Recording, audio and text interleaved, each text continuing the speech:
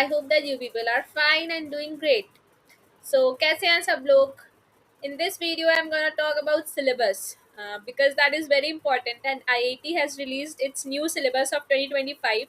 Moreover, syllabus same होता है हमेशा ही, but कभी कभार कुछ चैप्टर CBSE हटा देता है, कभी कुछ ऐड हो जाता है NCERT में. तो मैं जब थी मैं when I was at your age and I was preparing for NEET, so that time हम लोगों का कुछ कुछ सिलेबस जैसे कभी फ्रॉग हटा दिया, कभी कॉकरोच हटा दिया. बायोलॉजी की बुक का बात कर रही हूँ मैं, बट हम सब पढ़ते थे क्योंकि हमारे कोचिंग इंस्टीट्यूट में टीचर्स यूट्यूब पे भी बोलते थे सब पढ़ो तुम, तभी तुम्हें एज मिलेगा. तो तुम्हें भी वैसे तो सब पढ़ना चाहिए, बट अगर आईआईटी ने कहा है कि न्यू ये सिलेबस है, so we have to do this. क्योंकि नीट में भी न्यू सिलेबस से ही कुछ आता है हमेशा. और बायोलॉजी के लिए आई हैव सीन मोर और लेस सिलेबस सेम ही रहता है. इनफैक्ट हर सब्जेक्ट के लिए सिलेबस ऑलमोस्ट सेम रहता है. लेकिन we have to go through. तुम्हें क्या करना है मैं पहले ये बता देती हूँ. ये जो मैं सिलेबस तुम्हें बता रही हूँ ये आईआईटी के वेबसाइट पे अवेलेबल है, 2025 के वेबसाइट पे. तो तुम्हें ये सिलेबस को प्रिंट करा लो, ठीक है, और प्रिंट करा के सामने ये सिलेबस टांग लो. अब जैसे तुम डाइवर्सिटी इन लिविंग वर्ल्ड पढ़ रहे हो, तो तुम्हें पता होगा कि तुम्हें क्या क्या टॉपिक्स टारगेट करना है. मान लो तुम मॉर्फोलॉजी पढ़ रहे हो, तो मॉर्फोलॉजी कितना बड़ा चैप्टर है, तुम्हें पता होगा कि उसमें तुम्हें क्या क्या इंपॉर्टेंट है और क्या क्या तुम्हें बिल्कुल नहीं छोड़ना है. जैसे कि इन्फ्लोरेसेंस जो ये दिया हुआ है, मैं बस दिख गया तो मेरे दिमाग में आ गया, ये 2021 आईआईटी में इससे क्वेश्चन पूछा गया है और मैंने सही किया था. तो सिलेबस इज़ वेरी इंपॉर्टेंट. इसको सामने में अपने चिपका लेना, मैं तो अपने टाइम पे यही करती थी. तो तुम्हें फ़ायदा होगा जब भी तुम कोई चैप्टर पढ़ोगे, एक टॉपिक पढ़ लिया, टिक कर लिया, तो डोपामिन हिट होता है, तो थोड़े खुश होते हैं हम पढ़ के. तो ये है, मैं तुम्हें सिलेबस एक बार बता देती हूँ. So let's start with biology. Diversity in living world सबसे पहला तुम्हारा, इसमें तुम्हारा लिविंग वर्ल्ड ये यूनिट है. Diversity in living world, living world आता है, बायोलॉजिकल क्लासिफिकेशन आता है, प्लांट किंगडम, एनिमल किंगडम आता है. तो ये सारा तुम्हारा पूरा यूनिट तुम्हें अच्छे से करना है. अब लिविंग वर्ल्ड में देख लो, diversity in living world, taxonomic categories बहुत इंपॉर्टेंट है, इसी से क्वेश्चन पूछेगा और कुछ तो ज़्यादा है नहीं इस चैप्टर में. बायोलॉजिकल क्लासिफिकेशन में तुम देख लो, वायरस वायरस से क्वेश्चन आता ही है हमेशा. Kingdom, Monera, protista, fungi, plant, animalia, lichens, ये सब तुम्हें पढ़ना है. फिर तुम्हारा प्लांट किंगडम जो है उसमें तुम्हारा algae, bryophytes, pteridophytes, gymnosperms, angiosperms, इससे तुम्हें पढ़ना है. और एनिमल किंगडम जो है उसमें तुम्हारा basis of classification of animals and classification of animals है. फिर तुम्हारा structural organisation in plants and animals आता है. तो उसमें तुम्हें मॉर्फोलॉजी ऑफ फ्लावरिंग प्लांट्स पढ़ना है, एनाटमी ऑफ फ्लावरिंग प्लांट्स पढ़ना है, स्ट्रक्चरल ऑर्गेनाइजेशन इन एनिमल्स पढ़ना है. तो मॉर्फोलॉजी ऑफ फ्लावरिंग प्लांट्स में तुम्हारा root, stem, leaf, inflorescence, flower, fruit, seeds, semi-technical description of typical flowering plant, description of some important families. कुछ families दिया हुआ है ना, सोलानेशिया, लिलेस, ये ऐसे कुछ कुछ है, मेरे को याद नहीं है, 5 साल हो गया अब. तो सॉरी, मेरा तबीयत बहुत खराब है. ये तुम्हें मॉर्फोलॉजी में करना है. एनाटमी में तुम्हारा tissue system, anatomy of dicots and anatomy of monocots, ये सब है. स्ट्रक्चरल ऑर्गेनाइजेशन इन एनिमल्स में ऑर्गन एंड ऑर्गन सिस्टम है, एम्फीबियन, फ्रॉग, ये सब है. ये सब, अरे देख लो, स्ट्रक्चर ऑर्गेनाइजेशन में अभी तुम्हारा फ्रॉग है. सेल स्ट्रक्चर एंड फंक्शन वाले यूनिट में cell the unit of life आता है, बायोमोलिक्यूल्स आता है, cell cycle and cell division आता है. Cell cycle and cell division बहुत इंपॉर्टेंट भी है. बायोमोलिक्यूल सभी कुछ इसमें इंपॉर्टेंट है. ये सब तो तुम्हें आइजर आने के बाद भी बहुत डिटेल में पढ़ना पड़ेगा. तो देख लो, सेल के चैप्टर में सेल थ्योरी है, cell overview of cell, prokaryotic, eukaryotic cell basics है. बायोमोलिक्यूल्स में तुम्हें chemical composition of organisms, primary and secondary metabolites, biomacromolecules, proteins, polysaccharides, nucleic acids, structure of proteins, enzymes, ये सब पढ़ना है. Cell cycle and cell division में mitosis, meiosis and its significance, cell cycle, ये सब तुम्हें पढ़ना है, जीनोट जीवन वाला. प्लांट फिजियोलॉजी देख लो, उसमें तुम्हारे फोटोसिंथेसिस इन हायर प्लांट्स आता है, रेस्पिरेशन इन प्लांट्स आता है, प्लांट ग्रोथ एंड डेवलपमेंट आता है. तो अब तुम देख लो इन सब में क्या क्या आता है. क्रेब साइकिल बहुत इंपॉर्टेंट है, ये बैलेंस शीट बनाना तो तुम सीख ही लेना, एटीपी वाला. रेस्पिरेटरी क्वेश्चन बहुत इंपॉर्टेंट है, पूरा रेस्पिरेशन इन प्लांट्स बहुत इंपॉर्टेंट है. प्लांट ग्रोथ एंड डेवलपमेंट देख लेना, डी डिफ्रेंशिएशन, डी डिफ्रेंशिएशन पे क्वेश्चन आ जाता है, हार्मोन्स पे क्वेश्चन आ जाता है, ऑक्सीजन जिबरलिंस जो होता है. फोटोसिंथेसिस में एक्सपेरिमेंट्स देख लेना, एक्सपेरिमेंट से बहुत क्वेश्चंस आते हैं. फिर ह्यूमन फिजियो तो तुम लोगों को पसंद ही होगा, नीट वाले अगर हो गए तो. Breathing and exchange of gases, body fluids and circulation, excretory products and their elimination, locomotion and movement, neural control and coordination, chemical control and coordination, what a surprise, digestive system नहीं है। Wow, मतलब digestive system हटा दिए। ये हम लोग digestive system सबसे पहले पढ़ते थे ह्यूमन फिजियोलॉजी पढ़ने के टाइम पे, और तुम्हारे में डाइजेस्टिव सिस्टम हटा दिए, वाह। तो डाइजेस्टिव सिस्टम नहीं है, अच्छी बात है, लोड कम तुम्हारे पे, वैसे भी इजी सा चैप्टर था वो। तो ये सब तुम देख लेना। Breathing and exchange of gases में रेस्पिरेटरी ऑर्गन्स के बारे में, mechanism of breathing, transport of gases बहुत इंपॉर्टेंट है, एक्सचेंज ऑफ गैसेस देख लेना। ट्रांसपोर्ट ऑफ गैसेस में वो तुम्हारा कर्व वगैरह है ना ऑक्सी हीमोग्लोबिन का, वो बहुत इंपॉर्टेंट है, इससे क्वेश्चंस आते हैं, रेगुलेशन से भी आएंगे, डिसऑर्डर्स तो इंटरेस्टिंग होता है, देख ही लेना। बॉडी फ्लूइड्स एंड सर्कुलेशन में तुम्हारा डबल सर्कुलेशन बहुत इंपॉर्टेंट होता है। फिर तुम्हारा वो बीट वाला ग्राफ जो होता है, वो भी देख लेना। तो वही सब है, डिसऑर्डर्स है, सर्कुलेटरी पाथवे है तुम्हारा, टिश्यू, ब्लड, ये तुम्हारा ना बेसिक्स जो है ब्लड में और लिम्फ में क्या फ़र्क है, तो ये बेसिक से भी क्वेश्चन बहुत पूछते हैं, तो ये सब भी देख लेना। Excretory products and their elimination में तुम्हारा urine formation, function of tubules, concentration mechanism, regulation of kidney function, micturition क्या होता है पूछ देंगे तुम्हें, role of other organs in excretion, disorders, ये सब तुम देख लेना। और इसका वो आई थिंक वो जो एक ड्राइंग है एनसीईआरटी में, हेनलीज लूप वाला, वो अच्छे से तुम समझ लेना। लोकोमोशन एंड मूवमेंट में देख, ये इसमें वही वाला है ना, कैल्शियम वगैरह देख लेना इसमें। आई थिंक वही है कि तुम्हारा स्केलेटल सिस्टम का पी बैंड, ए बैंड, ये सब जो इसमें आएगा वो सब बहुत इंपॉर्टेंट है। Types of movement, muscle, skeletal system, joints, disorders of muscular and skeletal system, तो जो भी तुम्हारा सिलेबस यहाँ पे लिखा है वही पढ़ लेना। न्यूरल कंट्रोल एंड कोऑर्डिनेशन में neural system, human neural system, neurons and structure and functional unit of neural system, CNS, यही है तुम्हारे में, तो ये पढ़ लेना। हमारे टाइम पे ये और इलेबोरेटेड था। केमिकल कंट्रोल एंड कोऑर्डिनेशन में एंडोक्राइन ग्लैंड्स, हार्मोन्स, ये चैप्टर तो बहुत इंटरेस्टिंग लगता था मुझे। Human endocrine system, hormones of heart, kidney, GI tract, mechanism of hormone action, ये सब देख लेना। ये तुम्हारा हो गया क्लास 11th बायोलॉजी। अब क्लास 12th बायोलॉजी में तुम्हारा रिप्रोडक्शन पूरा यूनिट बहुत इंपॉर्टेंट है। जेनेटिक्स एंड इवोल्यूशन का पूरा यूनिट तुम्हारा बहुत इंपॉर्टेंट है। बायोलॉजी एंड ह्यूमन वेलफेयर बहुत ही ईजी यूनिट है, तो तुम ये कर ही लेना।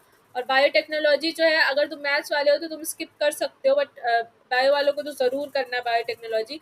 पूरा क्लास 12th बायोलॉजी बहुत ही इंटरेस्टिंग है और बहुत ही ईजी है। मैं मान सकती हूँ 11th में थोड़ा दिक्कत हो, बट 12th बायोलॉजी काफ़ी ईजी है 11th के कंपैरिजन में। तो एक बार मैं तुम्हें सिलेबस बता देती हूँ।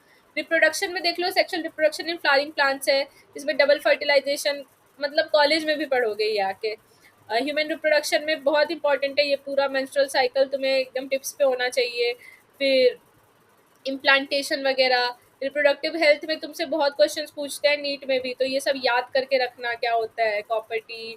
फिर तुम्हारा तुम्हें सरकम सिचुएशन बना के दे देंगे, तो तुम्हें इस पे सॉल्व करना रहेगा। रिप्रोडक्टिव हेल्थ से क्वेश्चंस बहुत आते हैं। जेनेटिक्स एंड इवोल्यूशन में principle of inheritance and variation, bio वाले को तो आना ही चाहिए, अगर मैथ्स वाले हो तुम तो प्रिंसिपल्स ऑफ इनहेरिटेंस और मॉलिकुलर बेसिस ऑफ इनहेरिटेंस थोड़े टफ चैप्टर्स है, वो तुम लीव कर देना।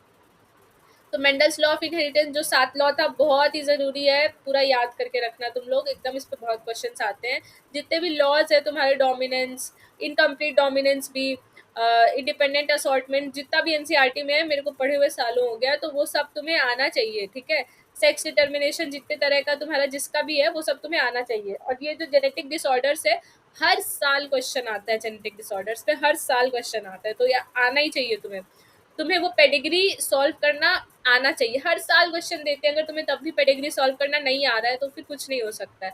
मैंने पेडिग्री सॉल्व करने का बहुत ही अच्छा सा शॉर्ट ट्रिक भी मेरे को पता है, आई डोंट नो, चैनल पे देख लेना, मैंने बताया है नहीं, तो वो सॉल्व करना सीख लेना, किससे भी सीखो, गरिमा मैम भी सिखाती हैं, उनसे भी सीख सकते हो। मॉलिकुलर बेसिस ऑफ इनहेरिटेंस, ये तुम्हें पूरा चैप्टर आना चाहिए, अगर तुम किसी भी आइजर में, आईएससी में जाते हो और बायोलॉजी मेजर्स हो गए।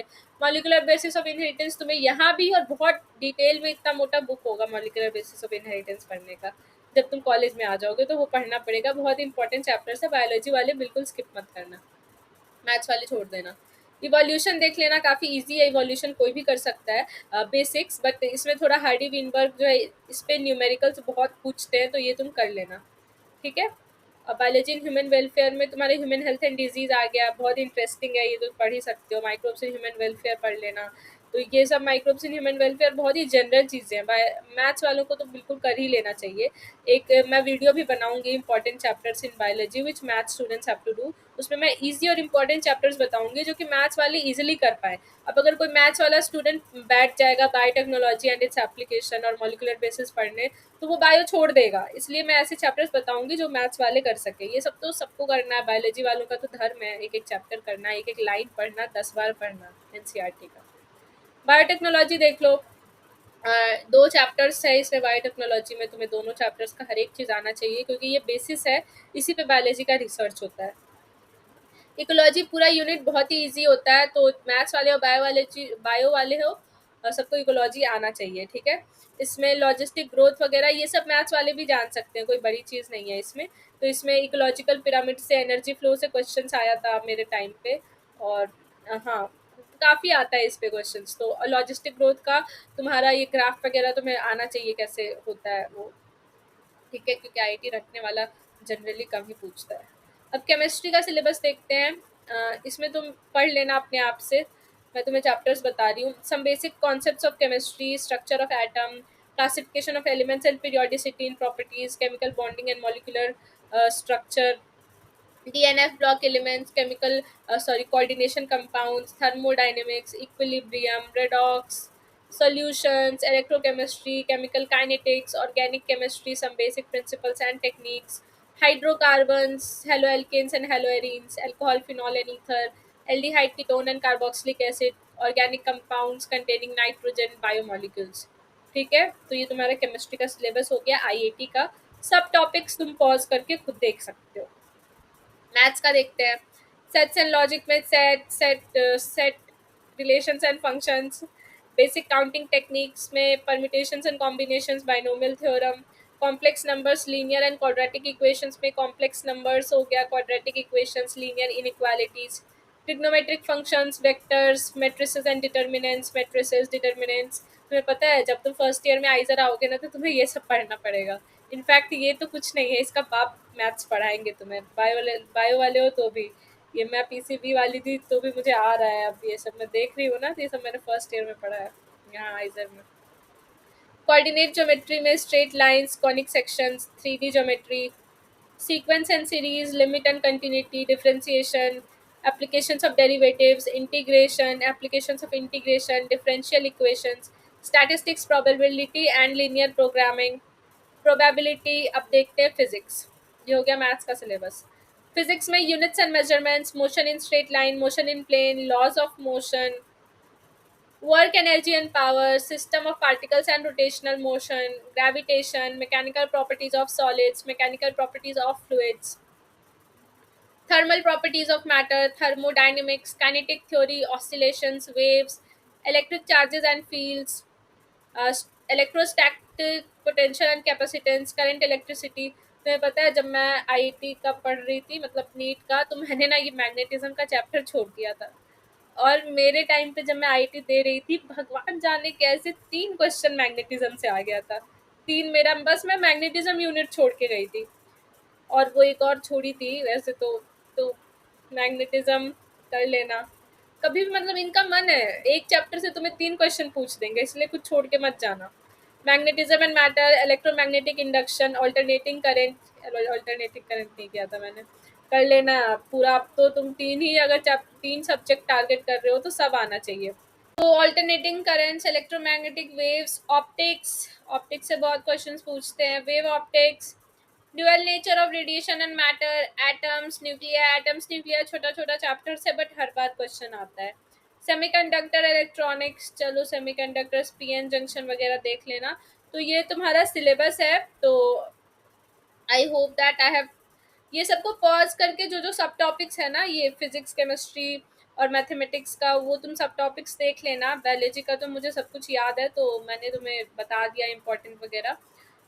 वो वीडियो ज़रूर देख लेना पीसीएम वाले, कि must two chapters in biology for PCM students, क्योंकि मैथ्स में फुल स्कोर करना ये थोड़ा सा टफ है, बट बायोलॉजी में बहुत लोग फुल स्कोर करते हैं, बड़ी बात नहीं है। तो ऐसे में तुम थोड़े पीछे हो जाओगे पीसीएम वाले। तो पीसीएम वालों को मैं हमेशा कहती हूँ बायोलॉजी के कुछ चैप्टर्स करके जाना, तो तुम्हारा ही भला होगा उसमें। So I hope that this video was helpful. Next video में तुम्हारे एग्ज़ाम्स के पहले मैं थोड़े अपना आईआईटी एक्सपीरियंस तुमसे शेयर कर दूंगी, कुछ टिप्स दे दूंगी कैसे अटेम्प्ट वगैरह करना है, और बीएस इकोनॉमिक्स का मैं एक वीडियो लाऊंगी डिटेल में। So I hope that this video was helpful. अगर तुम्हें किसी और चीज़ पे वीडियो चाहिए तो तुम कमेंट सेक्शन में बता देना, कुछ डाउट हो तो भी कमेंट सेक्शन में पूछ लेना। So thank you and have a nice day.